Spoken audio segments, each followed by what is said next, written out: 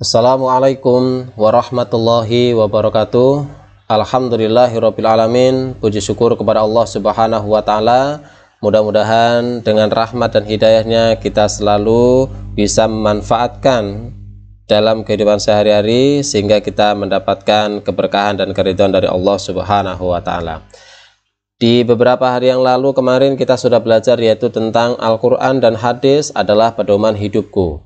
Dan ini kita akan masih melanjutkan yang berkaitan dengan Al-Quran dan hadis adalah pedoman hidupku, yang mana kemarin sudah kita bahas yaitu tentang sumber hukum Islam, yaitu adalah Al-Quran yang pertama, kemudian yang kedua adalah Al-Hadis, dan yang ketiga adalah ijtihad.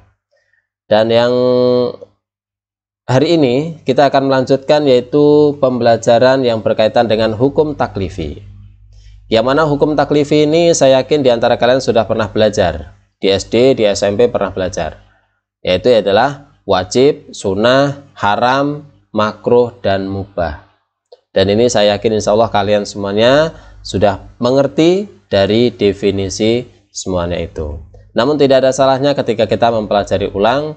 Mudah-mudahan dengan kita mereview pembelajaran ini, kita semakin yakin ya definisi dan dalam penerapannya seperti apa yang berkaitan dengan wajib, sunnah, haram, makruh, dan mubah. Dan sebelum mulai, mari kita awali dengan bacakan basmalah. Bismillahirrahmanirrahim. Mudah-mudahan dengan bacakan basmalah ini kita diberikan kemudahan oleh Allah Subhanahu wa taala serta diberikan ilmu yang bermanfaat sehingga kita bisa mengamalkan dalam kehidupan sehari-hari. Yang pertama yaitu adalah wajib. Yang mana wajib itu adalah aturan Allah Subhanahu wa taala yang harus dikerjakan dengan konsekuensi bahwa jika dikerjakan akan mendapatkan pahala dan jika ditinggalkan akan berakibat dosa. Ini adalah definisi dari wajib. Di antaranya hukum wajib ini dibagi menjadi beberapa bagian. Di antaranya yang pertama adalah kewajiban waktu pelaksanaannya. Dan yang kedua yaitu adalah kewajiban bagi orang yang melaksanakannya. Nah, kita bahas yang pertama dulu yaitu adalah kewajiban waktu pelaksanaannya. Jadi kewajiban waktu pelaksanaannya itu dibagi menjadi dua. Yang pertama yaitu adalah wajib mutlak. Dan yang kedua yaitu adalah wajib muakkad. Nah, perbedaannya apa antara wajib mutlak dengan wajib muakkad? Kalau wajib mutlak itu adalah wajib yang tidak ditentukan waktu pelaksanaannya, seperti mengqadha puasa Ramadan yang tertinggal atau membayar kafarat. Nah, sedangkan wajib muakkad itu adalah wajib yang pelaksanaannya telah ditentukan dalam waktu tertentu dan tidak sah dilakukan di luar waktu yang telah ditentukan. Ya, ini adalah perbedaannya antara wajib mutlak dengan wajib muakkad. Kemudian yang kedua, kewajiban bagi orang yang melaksanakan. Jadi kewajiban bagi orang yang melaksanakan itu juga dibagi menjadi dua. Yang pertama itu adalah wajib ain dan yang kedua adalah wajib kifayah. Nah, perbedaannya antara wajib ain dengan wajib kifayah itu adalah kalau wajib ain itu adalah kewajiban secara pribadi yang tidak mungkin dilakukan atau diwakilkan oleh orang lain. Misalnya seperti puasa, sholat, nah itu tidak bisa digantikan dengan orang lain. Ini namanya wajib ain atau fardu ain. Kemudian yang kedua adalah wajib kifayah. Jadi kalau wajib kifayah itu kewajiban yang bersifat kelompok. Apabila tidak seorang pun melakukannya, maka berdosa semua. Ya, jadi kalau tidak ada satu pun yang melakukannya, maka semuanya akan berdosa. Namun jika beberapa yang melakukannya, maka kewajibannya itu gugur, artinya tidak berdosa. Nah, Di antaranya seperti apa? Yaitu adalah seperti pelaksanaan sholat jenazah. Jadi kalau pelaksanaan sholat jenazah itu, kalau tidak ada satupun yang menyolatkan jenazah, ini jenazah muslim ya, kalau tidak ada satupun yang menyolatkan, maka semuanya itu berdosa. Tapi kalau ada sebagian yang sudah mensolatkan jenazah tersebut, maka yang lainnya gugur, artinya tidak berdosa. Nah, ini adalah wajib kifayah. Kemudian hukum taklifi yang kedua yaitu adalah sunnah. Sunnah yaitu tuntunan untuk melakukan suatu perbuatan dengan konsekuensi jika dikerjakan akan mendapatkan pahala, dan jika ditinggalkan tidak mengapa. Nah, ini adalah definisi dari sunnah atau mandub. Nah, hukum sunnah dilihat dari tuntutan melakukannya itu ada dua. Yang pertama yaitu adalah sunnah mu'akad. Yang kedua yaitu adalah ghairu mu'akad. Ini dilihat dari tuntunan atau tuntutan melakukannya. Kemudian yang kedua, hukum sunnah jika dilihat dari kemungkinan untuk meninggalkannya itu terbagi menjadi 3.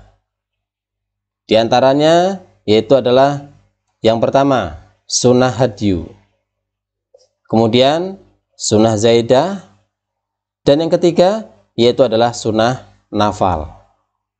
Perbedaannya, kalau sunnah hadyu itu adalah perbuatan yang dituntut melakukannya karena begitu besar faedah yang didapatkan dan orang yang meninggalkannya itu tercela. Seperti misalkan azan, kemudian sholat berjamaah, kemudian sholat hari raya. Nah, ini tergolong dari sunnah hadyu. Yang kedua adalah sunnah zaidah. Jadi sunnah zaidah itu sunnah yang apabila dilakukan oleh mukallaf yang dinyatakan baik, tapi bila ditinggalkan tidak diberi sanksi apapun. Ya, seperti mengikuti yang biasa dilakukan Nabi sehari-hari, misalkan makan, minum, dan tidur. Ini adalah sunnah zaidah. Dan yang ketiga yaitu adalah sunnah nafal. Sunnah nafal itu adalah suatu perbuatan yang dituntut tambahan bagi perbuatan wajib. Ya, jadi untuk tambahan perbuatan wajib ini seperti sholat tahajud, ya, atau sholat sunnah yang lainnya. Nah, ketiga ini adalah hukum sunnah jika dilihat dari kemungkinan untuk meninggalkan sunnah-sunnah tersebut. Kemudian selanjutnya hukum taklifi yang berikutnya adalah haram atau tahrim, yaitu adalah larangan untuk mengerjakan suatu pekerjaan atau perbuatan. Dan ini sudah tahu insya Allah ya. Jadi yang dimaksud haram itu berarti tidak boleh dilakukan. Jadi kalau dilakukan berdosa. Kemudian hukum taklif yang berikutnya adalah makruh atau karohah, yaitu adalah tuntutan untuk meninggalkan suatu perbuatan, dan konsekuensi hukum ini adalah jika dikerjakan tidaklah berdosa dan lebih baik ditinggalkan. Ini kalau makruh. Nah, karena makruh ini seperti subhat ya. Nah, jadi makruh ini digolongkan menjadi 2. Yang pertama yaitu adalah makruh tahrim, dan yang kedua adalah makruh tanzih. Nah, kalau makruh tahrim yaitu sesuatu yang dilarang oleh syariat secara pasti. Ya, contohnya larangan memakai perhiasan emas bagi seorang laki-laki. Ini namanya makruh tahrim. Ya. Kemudian yang kedua yaitu adalah makruh tanzih. Jadi makruh tanzih itu sesuatu yang dianjurkan oleh syariat untuk meninggalkannya. Tetapi larangan ini bersifat pasti, atau maaf, larangan sifatnya tidak pasti. Misalkan nih, seperti memakan daging kuda saat sangat butuh waktu perang. Jadi pada saat perang itu kuda dibutuhkan pada saat itu, digunakan untuk kendaraan, artinya untuk tunggangan untuk perang. Nah, ketika pada saat itu terjadi, maka ketika makan daging, atau maksudnya daging kuda, nah itu hukumnya makruh. Kemudian yang terakhir, hukum taklifi, yaitu adalah mubah atau al-ibahah, yaitu adalah sesuatu yang boleh untuk dikerjakan dan boleh untuk ditinggalkan, tidaklah berdosa dan berpahala jika dikerjakan ataupun ditinggalkan. Nah, ini contohnya seperti mandi, ya, olahraga untuk menjaga kesehatan, dan mungkin aktivitas kegiatan yang lainnya. Jadi dilaksanakan, tidak dilaksanakan itu tidak bernilaikan pahala atau ibadah. Demikian pembelajaran tentang hukum taklifi. Ya, nah berikut ini adalah rangkuman Al-Quran dan hadis adalah pedoman hidupku yang kemarin sudah kita pelajarin. Nah, ini diantaranya beberapa rangkuman yang dapat kita ambil dari pembelajaran kemarin.